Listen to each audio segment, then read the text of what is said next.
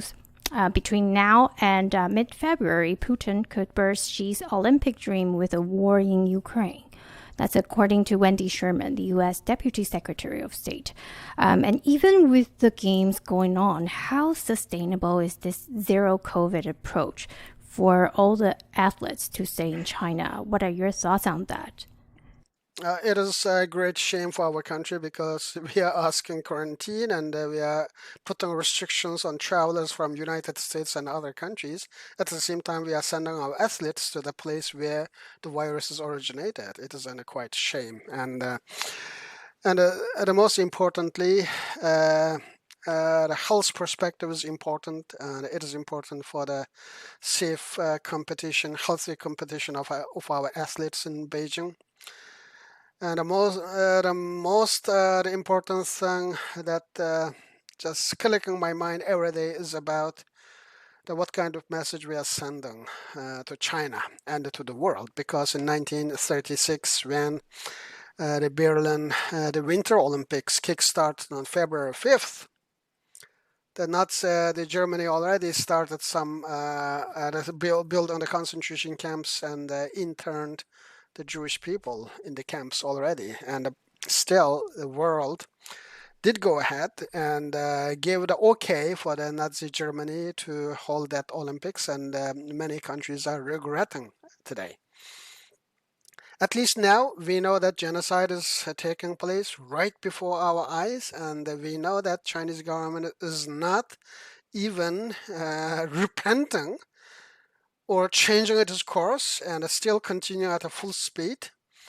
And more importantly, the Chinese government now is increasing pressure for countries, forcing them to freeze their policy. We are seeing that, and the Chinese government is, if you look at the official narratives and asking, we are combating terrorism and you should praise us. That is the common line that Chinese government is using. There is no any sense of regret, and there is no any sense of change courses, and for them genocide is okay, and for them surveillance is okay, and for them just silence millions of people is okay policy. And unfortunately and now just it is quite a flashy point, just not sending diplomats to Beijing. That is a big gesture, and I don't buy it, because diplomatic boycott is not a boycott, as I repeatedly said. It is just simply being absent from the game without opposing the nature of the game. And so it is on the other hand a silent approval of genocide and a silent approval of China still can host the game despite its genocidal policy. For that reason, unfortunately, we are not successful to stop this game and relocate this game or postpone this game, and it seems like it is going ahead unless there is some extreme level of things that doesn't occur within a week.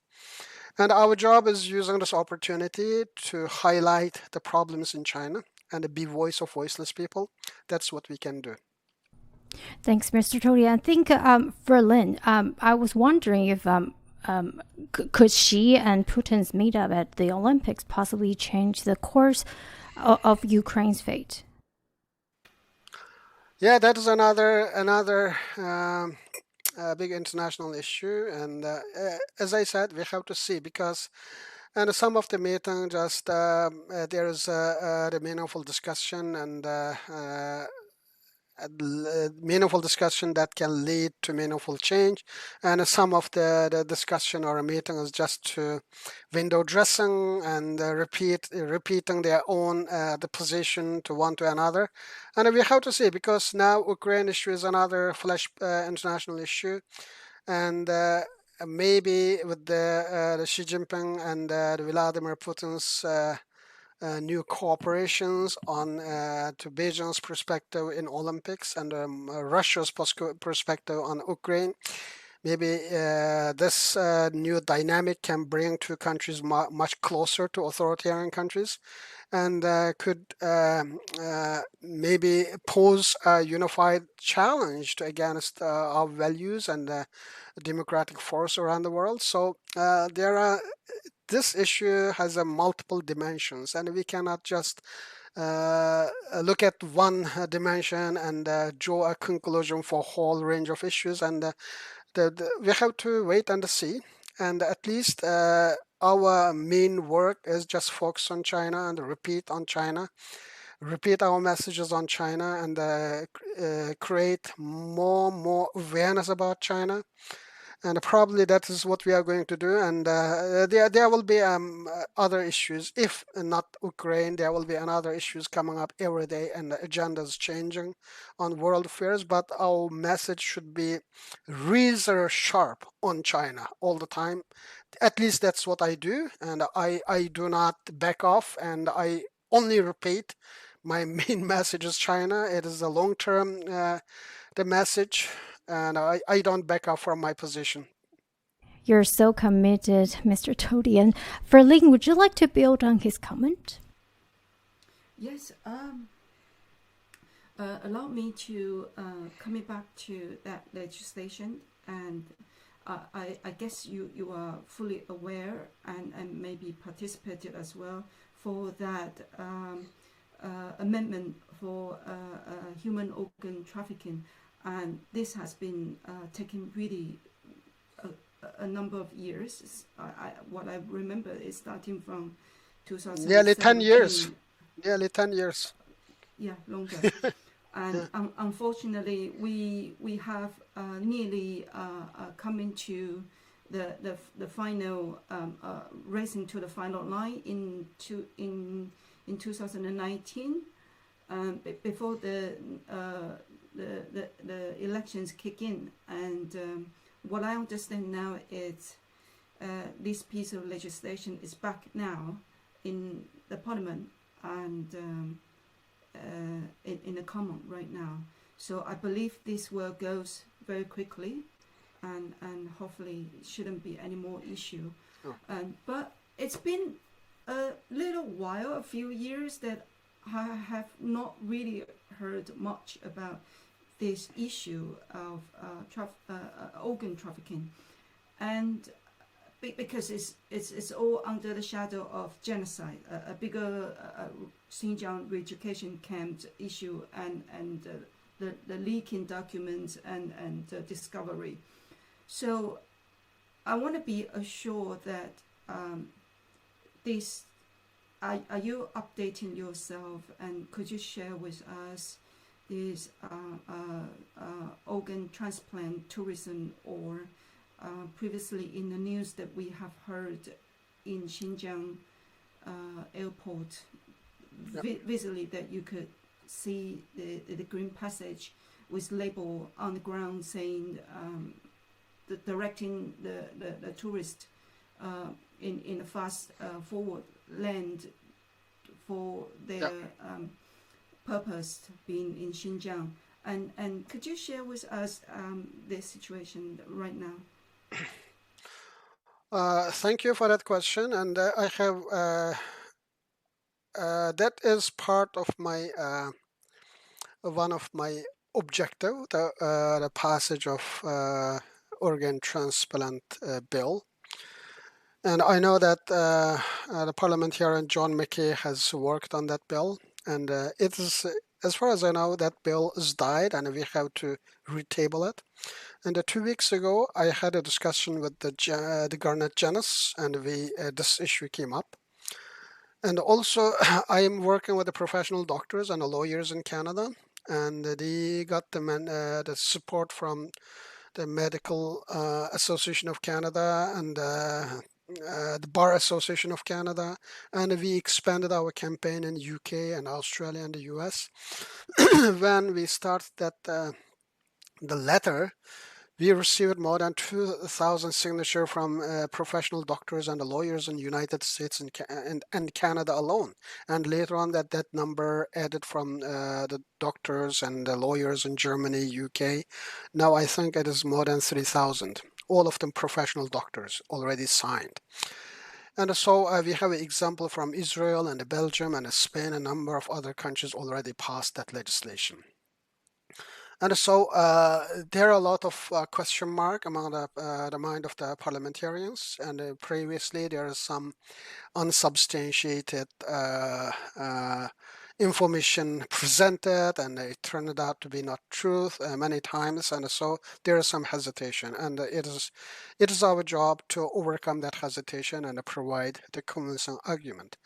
And so now there is totally a different dimension with the concentration camp and the Uyghur genocide, because Chinese government is taking blood sample of Uyghurs for DNA sequencing.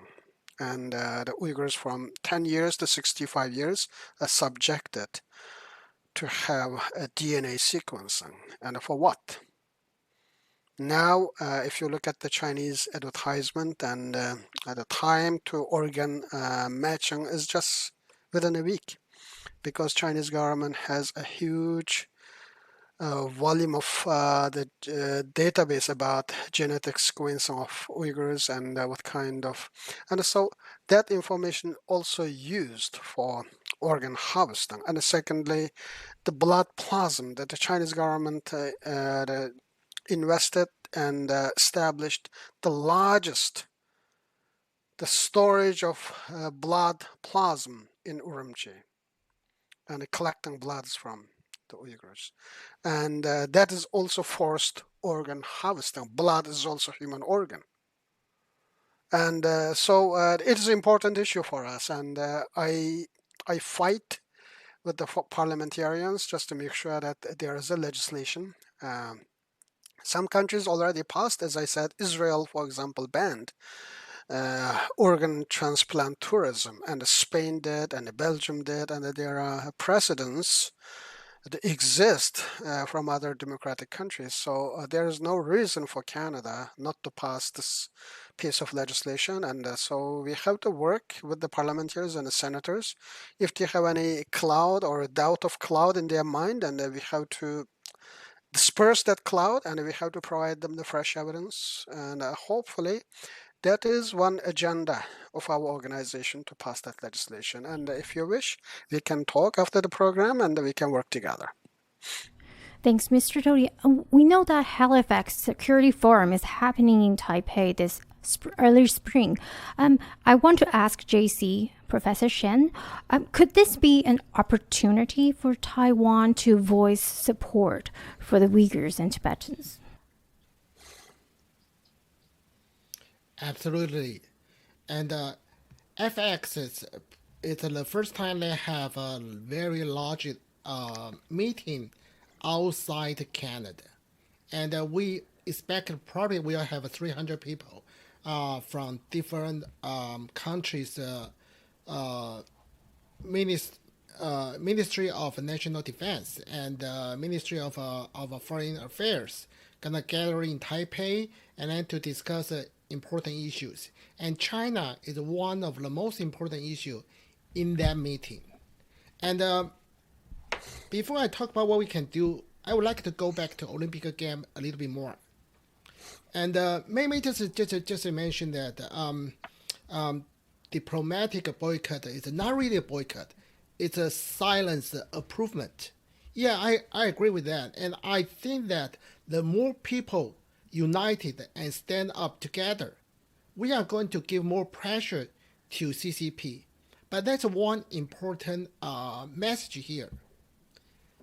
If you look at Chinese history, and over the past 2,000 years, the number one reason for China's political regime change is not people's revolution, but power struggle between elite groups. And we all know that. There's no question about it. The Xi Jinping is the number one in terms of the power in China, but Xi Jinping's dominance in power is probably not as high as outsiders believe.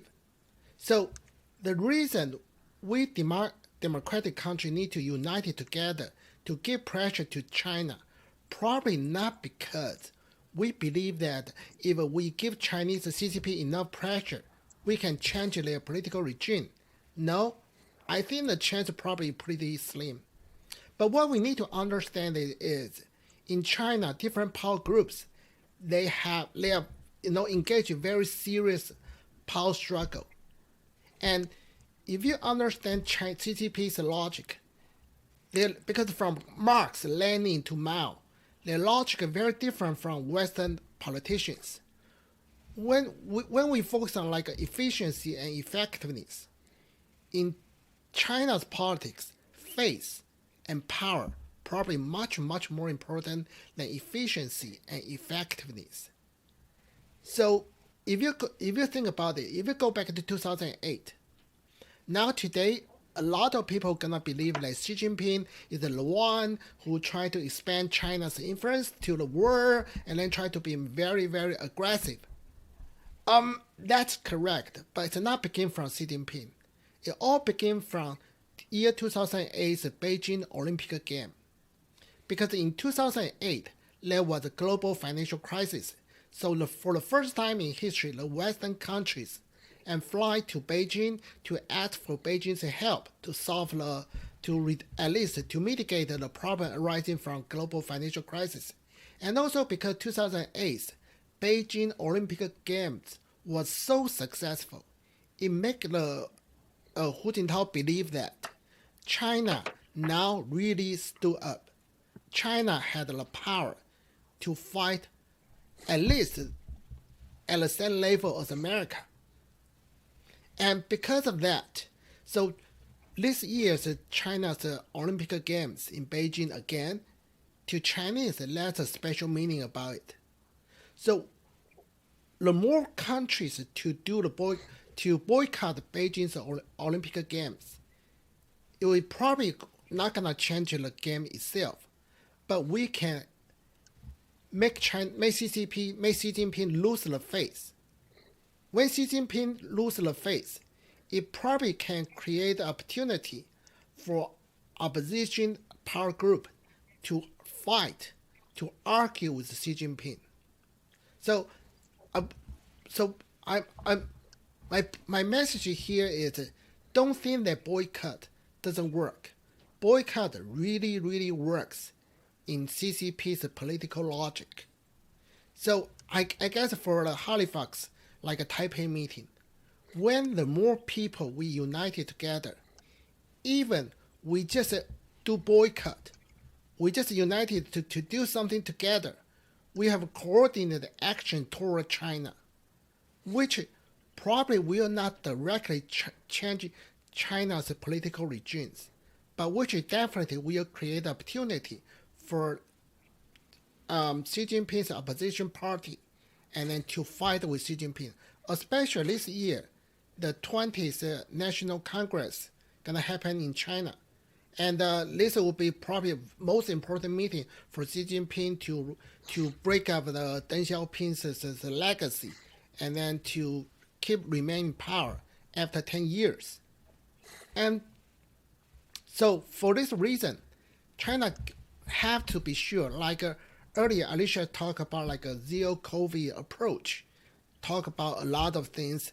And what the reason China really care about this Olympic Games so much is not just for Olympic Games itself, it's also for Xi Jinping's power.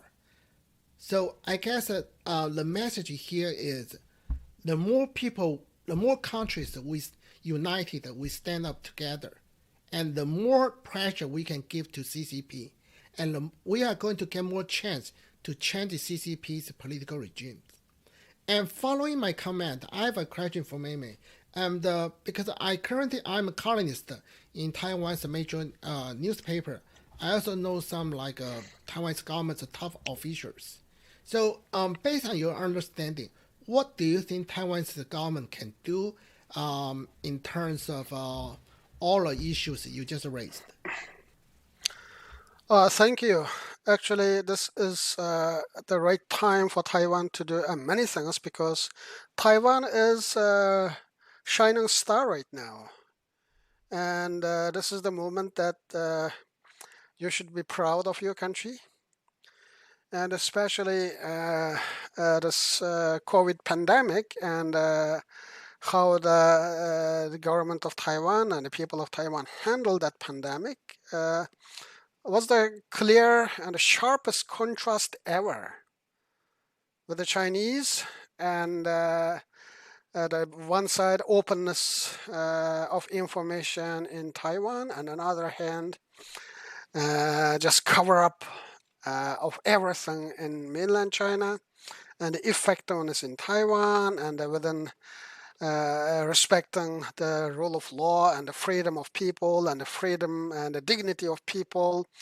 And on the other hand, if you look at the China's rounding up and locking up people inside and without giving them any freedom or any water, or it was a sharp contrast. So that's the reason Taiwan has been a shining star. And for the open democracy and open market, and so from every dimension, and this is the right moment for Taiwan to be more bold. And Chinese threat is there, and I know that, and it has been there. And some of the threats are mainly for the domestic consumption, I can say, just to boost the nationalism in China, to rally behind the Communist Party. The Chinese government always use sometimes the Taiwan or sometimes the campaign against Japan. They use this to issue as a political issue or a campaign issue to boost the nationalism. And for that reason, the rhetoric in China shouldn't scare the Taiwan, and there are many countries now they are standing with Taiwan, and the number one issue is for Taiwan now. For example, recognition of Uyghur genocide could be one important step that makes Taiwan to be more in line with the Western Democratic Club, because United States is there.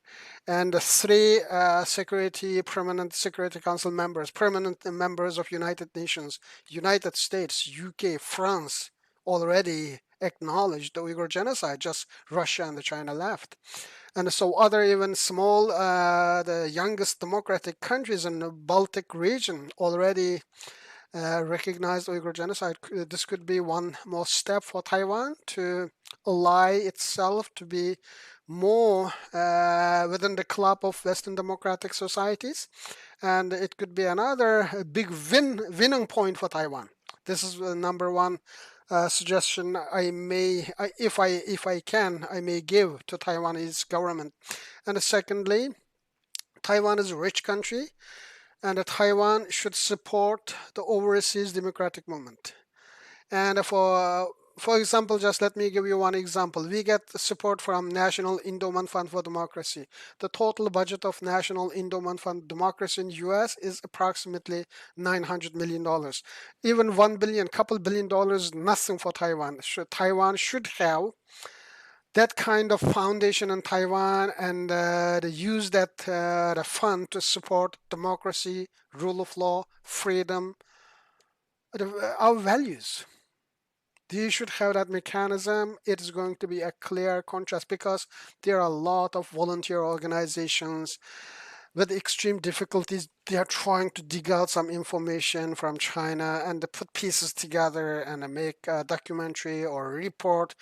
And if you look at the Australian Strategic Policy Institute, and there are a number of reports they issue, unless there is a support for that research, that report may not be possible.